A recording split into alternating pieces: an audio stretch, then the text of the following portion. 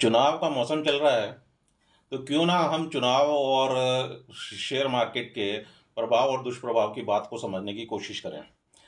तो हाल ही में जो कल स्टेट इलेक्शन से रिजल्ट्स आए, उसमें 3 स्टेट्स के अंदर एक बहुत बड़े मार्जिन के साथ में भारतीय जनता पार्टी ने अपनी सरकार बनाने की पहुंच में बन गए वो।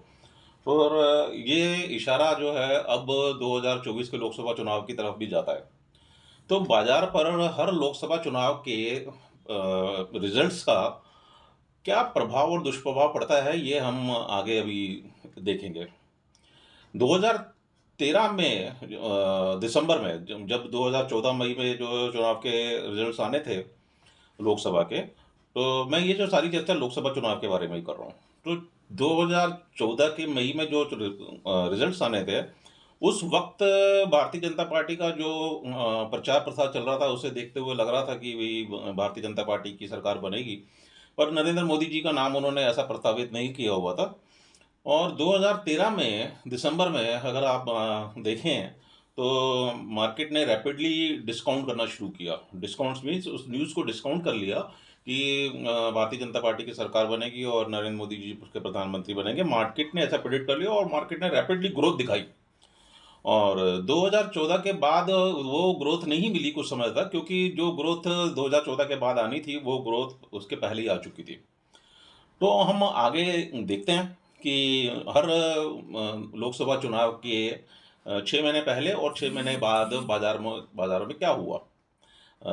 2004 लोकसभा चुनाव से मेरे पास जो डेटा है, जो मैंने कलेक्ट किया है, उसके आधार के ऊपर हम इसका अध्ययन करते हैं। चलिए देखते हैं। लोकसभा चुनाव के 6 महीने पहले और 6 महीने बाद का स्टॉक मार्केट के ऊपर जो दुष्प्रभाव पड़ता है, उसके जो आंकड़े हैं वो इस तरीके से हैं।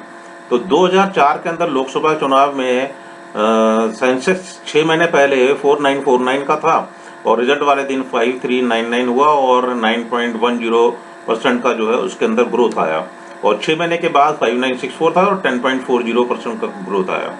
बट इसके बाद 2 दिन के अंदर ही 25% ब्रॉक डाउन भी हुआ और रिजल्ट्स आने के बाद में। के बाद 2009 के अंदर जब लोकसभा इलेक्शन के थे, तो उसके 6 महीने पहले ये सेंसेक्स चला गया था 9385। पिछले 5 साल में जो था रिजल्ट का, उसमें 59 समथिंग था और 9385 का जो आया, इसका डिफरेंस जो है उसका ग्रोथ रहा।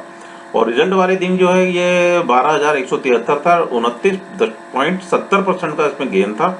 और 6 महीने के बाद में ये 17032 पे था और तकरीबन 39% का इसमें ग्रोथ था। बट यहाँ पर ध्यान रखने वाली बात यह है कि ये यहाँ पर लेमैन ब्रदर्स का जो रिसेशन था, जो फॉल था, उससे हम बाहर निकल रहे थे और रिकवरी का सेशन शुरू हो रहा था। तो इसलिए जो है यहाँ पे एक चीज को भी ध्यान में रखना चाहिए। 2014 के अंदर जो बात हो रही है कि 2014 में जब नरेंद्र मोदी और बीजेपी की सरकार आने वाली थी, उसके 6 महीने पहले सेंसेक्स 20,399 पर था और रिजल्ट वाले दिन 24,122। ये जो डिफरेंस है ये इसका ग्रोथ था। 18.20% की ग्रोथ इस 6 महीने में आई और 6 महीने के बाद में ये 28,000 चला गया और 16.27% की ग्रोथ रह गई। ये जो डिफरेंस था, ये जो उतार चढ़ाव बाजार में होता है, ये उतार चढ़ाव पिछले 5 साल में, जो चुनाव के पिछले 5 साल का ड्यूरेशन होता है, उस ड्यूरेशन का भी उतार चढ़ाव होते रहते हैं। यहाँ पर जब ये सरकार आई थी तो कांग्रेस गवर्नमेंट के ऊपर सेवरल एलिगेशंस कांग्रेस करप्शन के लगे थे। उसके बाद जब 2019 का जब चुनाव आया, तो उस समय में 34,081 पर सेंसेक्स था। रिजल्ट वाले दिन 38,811, 10.90% का ग्रोथ इसमें रहा। और 6 महीने के बाद में जो चुनाव के 6 रिजल्ट्स के 6 महीने के बाद 40,351 था और 3.90% की ग्रोथ थी, यानी कि वो ग्रोथ का लेवल थोड़ा सा घट गया था।